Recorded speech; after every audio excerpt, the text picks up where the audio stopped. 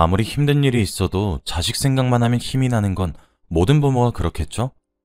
고슴도치도 제 새끼는 하마마다고 제겐 세상에서 제일 예쁜 딸이 하나 있습니다. 피는 조금밖에 섞이지 않았고 제가 낳은 것도 아니지만 딸을 사랑하는 마음만큼은 누구에게도 뒤지지 않습니다. 아무래도 낳은 정보다는 키운 정이 더 큰 것 같아요. 그동안 자식 키우는 게 마냥 쉬운 일은 아니었지만 그래도 후회했던 적은 단 한 번도 없습니다. 지금도 딸이라면 저나 제 남편 둘 다 껌뻑 죽어요. 어렸을 적 나름대로 부족함 없는 집안에서 자랐지만 저는 부모님으로부터 큰 지원을 받지 못했어요. 저희 부모님이 가부장적인 마인드가 강하셔서 제 위에 하나 있는 오빠만 독자라며 좋아하시고 저는 완전 찬밥 신세였거든요. 딸내미한테 돈 써봤자 어차피 출가 외인이다 하면서 저한테 뭔가 해주시려거나 하는 건 거의 없었어요. 그저 잘 자라서 시집이나 가라고 늘 닥달하셨죠. 저는 이 잔소리를 초등학생이 되기 전부터 들어왔었습니다. 그러다 보니 자연히 반항심도 샘솟더라고요. 나는 커서 결혼 안 해라고 결심한 것도 그때가 처음이었는데 지금은 어느새 한 남자의 아내가 되어 있네요. 아무튼 부모님 마인드를 보시면 아시겠지만 저는 집에서 오빠와 차별 대우를 받으며 자랐습니다. 이건 좀 슬픈 얘기지만 저는 탄생부터 차별로 가득했어요. 부모님이 둘째를 가진 것도 집안에 남자는 많으면 많을수록 좋다며 남자아이를 기대하신 건데 예기치 않게 제가 태어난 걸 하시더라고요. 당연히 딸인 제가 태어나니 엄청나게 실망했다 하시고요. 그런 집안에서 딸로 태어난 저는 거의 오빠의 종이나 다름없는 생활을 해야 했어요. 아직 나이가 어린데도 부모님이 집에 안 계실 때면 제가 오빠의 밥을 챙겨야 했고 집에 반찬이 없어 고사리 손으로 라면이라도 끓여 바치면 어딜 감히 종손한테 라면을 주냐며 오빠에게 쥐어 터지기 일쑤였죠. 그래놓고는 10분 후면 냄비를 국물도 없이 싹싹 비웠지만요. 부모님부터 대놓고 차별하시니 오빠도 보고 배워서 너무 당연하게 저를 종부리듯 부렸습니다. 자기 마음에 안 드는 게 있으면 샌드백 대신으로 패고 발로 차고 눈빛이 짜증난다며 어디 종손한테 눈을 흘기냐고 뺨을 치기도 했죠. 식탁에서도 고기 반찬은 크고 제일 부드러운 살 부분을 오빠에게, 제게는 요리하면서 떨어져 나온 고기 쪼가리 살점들을 모아서 대충 주고 그러셨어요. 오빠는 언제나 우리 집 종손 하며 장차 대를 이을 거라고, 그러니까 감히 함부로 대들지 말고 여자이면 여자답게 있는 듯 없는 듯 조용히 지내란 소리를 귀에 딱지가 않도록 들었습니다. 그래서 학교에서 태어나서 처음으로 성적으로 칭찬을 받았을 때 느꼈던 쾌감에 중독되어 유일하게 내가 인정받는 건 성적뿐이라 생각해 공부에만 매달렸었습니다. 비록 그것도 학교에서만이었지만요. 부모님은 제가 성적을 좋게 받아와도 늘 가시돋친 말씀뿐이었어요. 여자애가 성적은 좋아서 어디다 써먹냐. 너무 똑똑한 여자는 남자가 싫어한다. 그래봤자 여자애는 돈 주고 대학 보낼 필요 없다 하시며 늘 제 길을 죽이려 하셨습니다. 아무래도 제가 성적이 좋은 반면 오빠는 집에서 오냐오냐 자라서 그런지 성적도 바닥이고 자기 손으로 할 줄 아는 게 아무것도 없는 사람이 되어 있어 제가 공부를 잘하는 걸 더 탐탁지 않게 여기셨던 것 같습니다. 부모님은 그랬어요. 아무리 공부 잘하는 저보다는 공부는 손 놓고 학교에서 사고만 치고 다닌 오빠를 더 감싸고 두셨죠. 그때쯤 되니 부모님에 대한 원망이나 차별받는다는 서러움보다는 그냥 빨리 집에서 도망치고픈 마음이 컸습니다. 도무지 갱생 가능성이 안 보이니 체념하게 된 거죠. 저는 그때 부모님이 빨리 취업이나 해서 집안 살림에 도움이나 되라며 억지로 보낸 실업계 고등학교에 다니고 있었습니다. 중학교 때 알고 지내던 선생님들이 모두 성적이 아깝다며 저희 부모님을 말리셨지만 대학은 꿈도 꾸지 말라는 엄포에다가 실질적으로 고등학교 학비도 부모님이 대주시니 그때 저는 뭐라고 대들 수가 없었죠. 하는 수 없이 실업계 고등학교를 다니긴 했지만 저는 굴하지 않고 열심히 공부해 좋은 성적을 거머쥐었습니다. 그때쯤 제 담임 선생님이 저 정도 성적이면 실업계 전역으로 대학에 원서를 넣어볼 만하다고, 운이 좋으면 장학금까지 받을 수 있다고 하셔서 난생 처음 부모님 몰래 대학 원서를 넣는 일탈을 저질렀습니다. 그런데 정말 합격이 되더라고요. 하지만 그날은 합격 소식을 보고도 마냥 기뻐하기 힘들었어요. 첫 학기 장학금까지는 어떻게 받았지만 그 이후가 문제였고, 이 소식을 알리는 날에는 정말 부모님이나 오빠가 제 다리를 부려뜨려 놓을지도 모르는 일이었어요. 하지만 어떻게든 제 대학 합격 소식이 알려져 부모님 귀에 들어갔더라고요. 그런데 생각했던 것만큼 과격한 반응은 아니셨습니다. 제가 겁에 질려 첫 학기 장학금도 받았고 그 이후에 들어가는 돈은 제가 다 알아서 다 할 거라고 하니 인상을 쓰시면서 알겠다고 하시더라고요. 제가 추측하기로는 그때쯤 아마 오빠가 대입에 몇 번이나 실패하고 사수생의 탈을 쓴 놀고 먹는 백수나 다름없었기 때문에 그래도 자식들 중 한 명은 대학에 가야 할 거 아니냐는 생각으로 마음에 들진 않지만 돈도 안 들 거라 하니 제가 대학에 가는 걸 마지못해 허락한 듯 했습니다. 그렇게 저는 우여곡절 끝에 대학생이 되었고 온갖 과외를 하고 밤새며 알바까지 뛰어가며 온전히 제 힘으로 대학을 졸업했습니다. 그때쯤 오빠는 이미 대입을 완전히 포기하고 그냥 동네에서 알아주는 양아치가 되어 있었어요. 오토바이 타고 다니고 부모님이 넉넉히 주는 용돈이나 타먹으며 여자 만나러 가고 그러더군요. 시간이 흘러 제 나이가 20대 중반이 되어 취업을 하고 만나던 사람과 결혼을 준비할 때도 오빠의 처지는 크게 다르지 않았어요. 도박빚을 자주 져서 부모님 돈을 탕진하고 그러다 보니 종종 저한테도 강제로 돈을 갈취해 가기도 하고요. 부모님이 대신 나서서 하나뿐인 아들내미인데 네가 여동생이 된 도리로 한 번만 도와달라고 부추겨서 그동안 모아둔 제 월급을 몇 번이나 빌려가고는 아직까지 돌려주지 않았네요. 그동안 차별받고 자라온 것도 커서도 저를 집안 미천으로밖에 생각하시지 않는 부모님도 미웠지만 결혼 이후에는 집을 나와 남편과 살게 되면서 스트레스 받을 일이 줄어들었습니다. 결혼하고 1년이 지나 신혼의 재미도 사그라드니까 서서히 아이를 가져야겠다는 생각이 들었어요. 결혼 전부터 저랑 남편 둘 다 아이를 가지는 걸 찬성했던 터라 앞으로 큰 문제는 없을 줄 알았어요. 그런데 아무리 시간이 지나고 몇 번이나 노력해봤지만 아이가 생기질 않더라고요. 나름대로 만반의 준비를 한다고 술도 자제하고 영양제도 챙겨가며 노력했지만 그래도 역부족이었어요. 처음엔 부모가 될 기대에 차있던 저희도 서서히 실망만 품게 되었습니다. 하루는 오빠가 또 돈 빌려달라고 전화가 왔길래 무시하고 끊어버렸는데 또 부모님한테 번갈아 전화가 와서는 넌 오빠한테 말버릇이 그게 뭐냐, 심보가 더럽다느니 그래서 애가 안 들어서는 거라니 온갖 독설을 내뱉으시더라고요. 하나뿐인 친정 부모님이 이러시니 저는 의지할 데가 없더라고요. 그렇게 한동안 침울한 시기를 보냈습니다. 3년이 지나도 임신은 여전히 깜깜무소식이었고요. 저와 남편은 결국 기다림에 지쳐 상위 끝에 병원을 찾아갔어요. 혹시라도 둘 중 하나가 불임인가 싶어서 검사하려고 간 거였죠. 그랬더니 얼마 안 있어 남편이 불임이란 슬픈 소식을 전해들었습니다. 이런 병약한 상태로 임신이 되어도 아이가 몸 건강히 태어날지 장담하기도 힘들다고 하셨어요. 그동안 우는 모습을 잘 보여주지도 않던 남편이 울면서 제게 미안하다고 하는데 이걸 남편 탓을 할 수도 없고 누구의 잘못이라고 하기도 애매해서 그냥 괜찮다고 어깨만 토닥였습니다. 둘 다 그 후로 어떻게 하자 별말은 없었지만 자연스럽게 저희 부부는 아이를 포기하게 되었어요. 초반에는 놀이터에서 노는 아이들, 길가에 무리지어 등하교하는 아이들을 보면 저도 모르게 우리 부부는 저런 아이를 가질 수 없겠구나 하고 눈물이 나고 그랬었는데 시간이 약인지 점점 무뎌져 가더라고요. 남편도 아이를 안겨줄 수 없는 몸이라 제게 미안했는지 전보다 훨씬 다정하게 잘해줘서 잘 극복해낼 수 있었던 것 같아요. 그러던 어느 날이었습니다. 엄마한테 전화가 오더라고요. 또 오빠 돈 빌려달라 대신 부탁하려고 오는 전화인가 싶어 이걸 받아야 하나 망설였지만 결국 전화를 받긴 했습니다. 그런데 엄마 목소리인지 모를 정도로 처음 들어보는 상냥한 목소리로 제게 말하는 겁니다.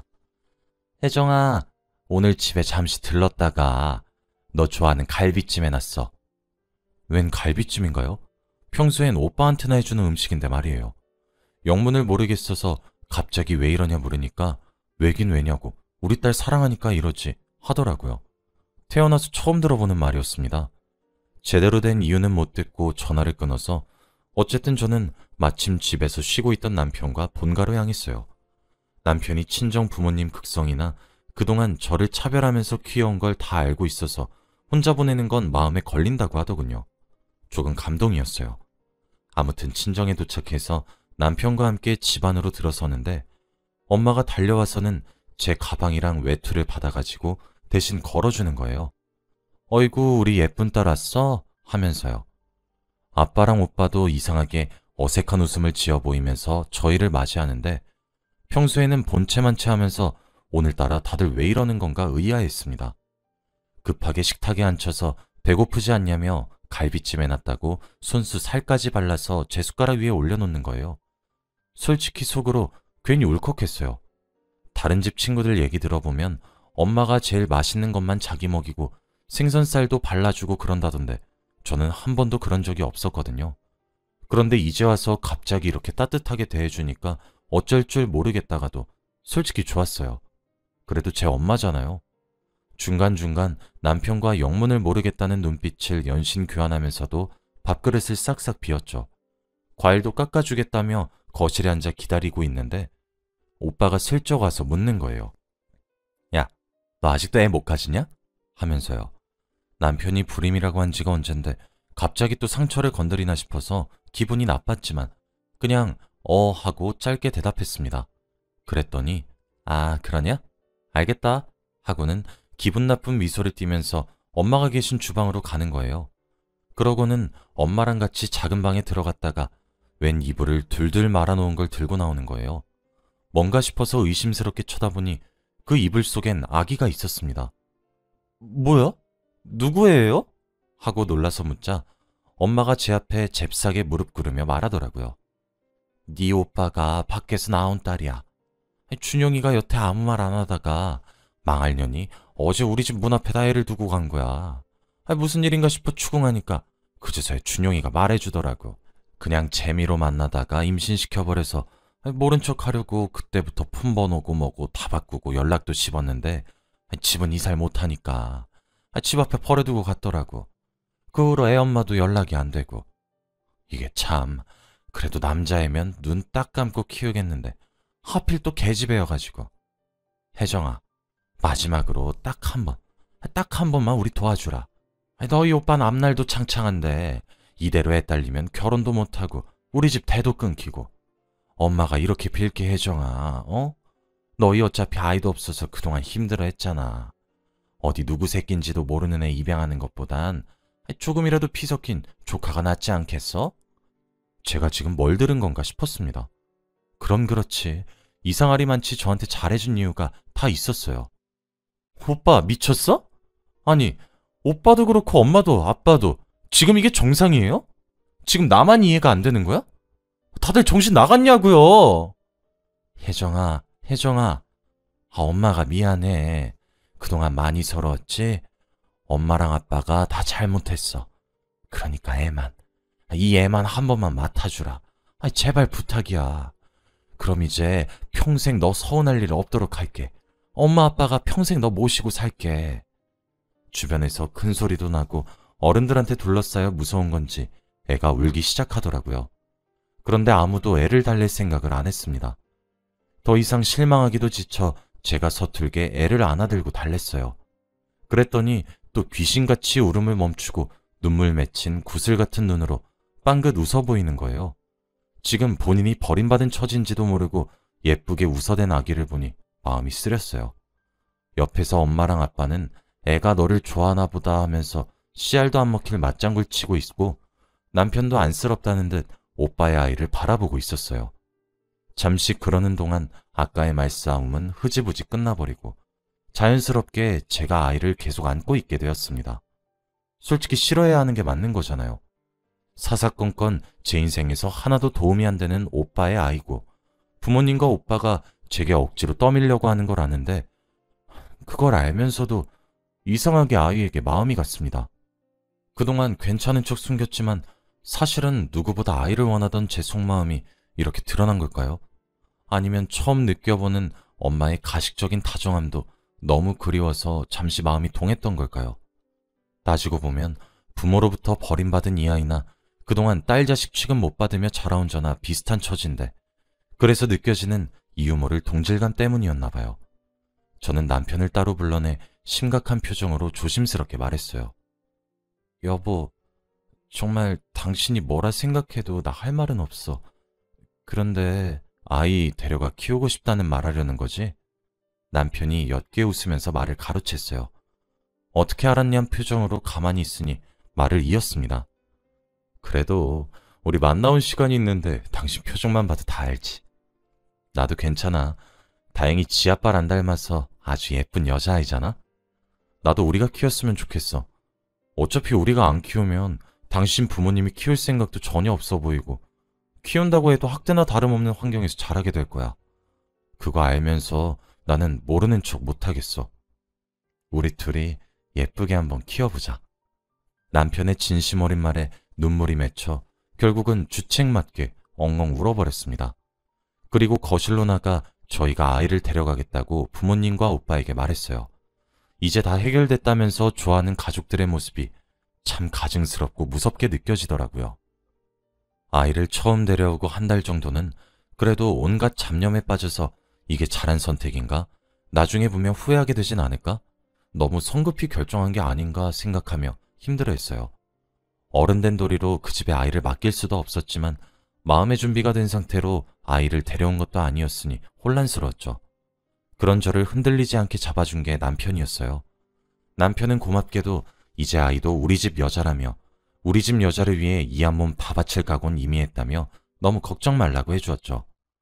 저도 이런저런 걱정을 하다가도 막상 아이를 안을 때마다 느껴지는 온기와 미세한 심장박동을 듣고 있으면 무슨 일이든 잘 이겨낼 수 있을 것 같다는 생각을 하기도 했어요.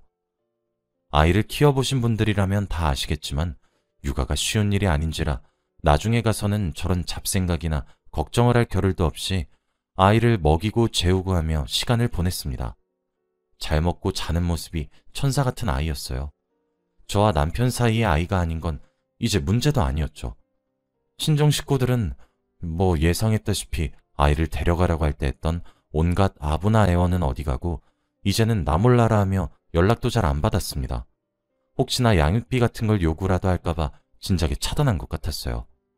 서로를 보듬고 무슨 일이 있어도 편이 되어주는 게 가족이라고 하던데 제게는 가족이 없나 봐요. 저도 아이를 데려온 그 일 이후로 가족들에게 인간적으로 너무 큰 실망을 해서 굳이 찾을 생각을 하지 않았어요. 어차피 아이는 남편과 제 아이로 등록해둔 지 오래였고 계속 친정 식구들과 연락하고 지내봤자 돈 빌려달라는 연락이나 올 것 같았거든요. 어렵게 찾은 평화, 화목한 가정이었어요. 소중한 만큼 아이를 정성스레 길러냈죠. 처음 아이가 어느 정도 컸을 때 입양했던 사실을 알려야 할까 고민했지만 사춘기 시기에 괜한 혼란을 심어주게 될 것 같아 남편과 상의 끝에 입양 사실을 밝히지 않았어요. 시간이 흘러 아이는 어느새 20대가 되었고 구독 서비스 스타트업 회사를 차려서 경영 중이에요. 처음엔 이게 되나 싶을 정도로 작게 시작했는데 어느새 제 힘으로 떡하니 사무실을 마련하고 거느리는 직원 수도 늘어났더라고요. 속 한번 썩이지 않고 번듯하게 자라준 딸이 너무 고마웠습니다. 그러던 차에 일이 터졌어요. 딸이 말도 없이 집으로 찾아와서 반갑게 맞이하는데 딸이 울고 있는 거예요. 엄마 어떡해? 나 엄마 딸 아니야? 뭐? 그게 무슨 소리야?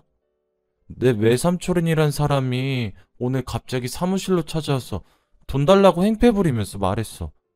사실은 자기가 진짜 내 아빠고 엄마 아빠가 자기한테서 나를 뺏어간 거라고. 나 데리고 가선 연락도 안 끊고 자취 감춰서 겨우겨우 찾아낸 거라고 그랬어. 이거 전부 사실이에요? 엄만 나보고 외삼촌 같은 거 없댔잖아. 숨기지 말고 말해줘, 엄마. 아니야, 다 거짓말이야. 네가 왜 엄마 딸이 아니야? 엄마가 이렇게 사랑하는데. 잘 들어. 너한테 찾아왔다던 그 사람은 아마 엄마 오빠가 맞을 거야. 사실은 너도 그 사람 딸이 맞아. 그 사람이 너 핏덩어리였을 때 버린 거 엄마가 마음 아파서 데려온 거야. 너한텐 그동안 숨겨서 미안해. 그치만 너는 무슨 일이 있어도 내 딸이야. 엄마한테 하나밖에 없는 소중한 자식이라고. 우는 아이를 끌어안고 저도 울음 섞인 목소리로 그동안의 이야기를 전부 털어놨어요. 아이는 자기 출생의 비밀에 놀라하다가 마지막엔 저를 안아주면서 나한테도 누가 자기를 낳았던 자기 엄마는 저 하나뿐이라고 엉엉 울더군요. 울음을 그치고 진정한 아이가 사실 그렇게 찾아오고 사무실에서 행패를 부리는데 너무 무섭고 경황이 없어 외삼촌이 요구하는 대로 3천만 원을 송금하고 사무실 안 개인 금고에 들어있던 회사 자금을 몇 천 더 얹어줬대요. 그걸 다 받아내고 나서야 돌아갔다면서 가기 전에 다 쓰면 또 찾아오겠다고 말하고 갔다는데 어쩌면 좋냐고 하더군요. 남편에게 즉시 전화를 걸어서 사실을 알리니 남편이 자기가 다니는 회사 안에서 자기랑 친한 법무팀 팀장한테 한번 말해보겠다고 너무 걱정하지 말고 아이 놀라지 않게 잘 달래주라고 하더군요. 며칠 지나서 변호사님이 연락이 와서는 딸 사무실 내의 CCTV 기록이랑 그 인간이 행패 부리면서 훼손된 회사 문서와 집기들을 가지고 영업방해 및 재물손괴죄, 공갈 협박죄로 고소 가능하다고 하시더라고요. 딸도 자기가 갓난아기일 때 어떻게 버려졌는지 제게 다 들은 상태라 망설임 없이 법적 대응을 원했고 저희도 키우기 싫다고 버려놓고는 딸아이가 사회적으로 성공하니까 또 이렇게 빌붙으려는 그 인간한테 치가 떨려서 그렇게 해달라고 부탁드렸습니다. 며칠 있으면 재판 결과가 나올 것 같은데 변호사님 말씀으로는 승소 가능성이 높다고 하시더군요.